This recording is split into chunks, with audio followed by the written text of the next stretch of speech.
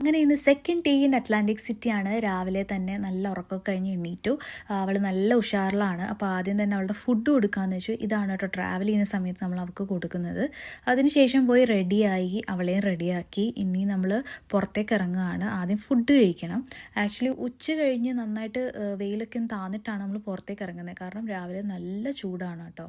ഉച്ചയ്ക്ക് ഒരു ബൊഫെ കഴിക്കാമെന്ന് വെച്ചിട്ട് വന്നതാണ്. പക്ഷേ ഇഷുവിനെയും കൊണ്ട് ഇങ്ങനെ ഡൈനിങ് വരിക എന്ന് പറയുന്നത് ഭയങ്കര മെനക്കെട്ട പണിയാണ്. അവൾ ഇപ്പോൾ ഹൈ ചെയറിൽ അധികം നേരം ഇരിക്കത്തു പോലുമില്ല. അങ്ങനെ ഒരു തരത്തിൽ ഞങ്ങൾ മാറി മാറി ഒക്കെ എടുത്ത് ഫുഡൊക്കെ കഴിച്ച് അവിടെ നിന്ന് ഇറങ്ങി. ഇവിടെ ഒരു പിയർ ഉണ്ട് കേട്ടോ. ഈ പിയർ എന്ന് പറയുന്നത് ഈ കടലിന് മുകളിൽ ഇങ്ങനെ വരുന്നത് കേട്ടോ. അതിനകത്താണ് ഈ വക സാധനങ്ങളെല്ലാം ഒരു ഫെയർ പോലെയാണ് വരുന്നത്. ഇഷു അപ്പോഴത്തേക്ക് ഉറങ്ങിയിട്ടുണ്ടായിരുന്നു. അതുകൊണ്ട് കൂടുതൽ കാഴ്ച എടുത്തൊന്നും അവൾ കണ്ടില്ല കേട്ടോ. ഈ ഒരു സംഭവം ഉണ്ടല്ലോ, ഞാൻ ഈ റോളർ കോസ്റ്ററിലൊക്കെ കയറുന്ന ഒരാളാണ്.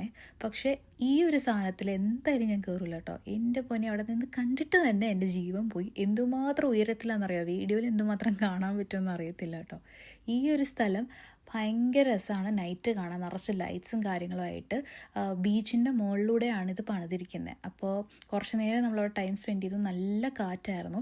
ഈ ഇരുട്ടത്ത് ബീച്ചിലോട്ട് നോക്കുമ്പോൾ ഭയങ്കരമായിട്ട് പേടി തോന്നും കേട്ടോ. ഭയങ്കര വയലൻ്റായിട്ട് സീ ഉള്ള പോലെ എനിക്ക് തോന്നി. ആക്ച്വലി ഇഷ്യൂ ഇതൊക്കെ കണ്ടിരുന്നെങ്കിൽ അവൾക്ക് ഭയങ്കര ഇഷ്ടപ്പെട്ടേനെ. കാരണം ഭയങ്കര ലൈറ്റ്സും കാര്യങ്ങളും. പക്ഷെ അവൾ നല്ല ഉറക്കത്തിലായിരുന്നു. പിന്നെ ലാസ്റ്റ് ഇത് നമ്മുടെ ഹോട്ടലിൻ്റെ തൊട്ട് ഓപ്പോസിറ്റ് ആയതുകൊണ്ട് തിരിച്ച് ഹോട്ടലിലേക്ക് കയറുന്നതിന് മുന്നേ ഒന്നുകൂടെ അവിടെ കൊണ്ടുവന്ന് ഞാൻ കുറച്ച് ഫോട്ടോസ് അവളുടെ എടുത്തിട്ടുണ്ടായിരുന്നു കേട്ടോ ഉണർന്നപ്പോഴത്തേക്കും. പിന്നെ ഇന്നലെ നമ്മൾ ഓപ്പോസിറ്റ് സൈഡിലോട്ടാണ് നടന്നിട്ടുണ്ടായിരുന്നത് ബോർഡ് വാക്കിൻ്റെ. അപ്പോൾ ഇന്ന് ഇപ്പുറത്തെ സൈഡിലോട്ട് പോകാമെന്ന് വെച്ചു.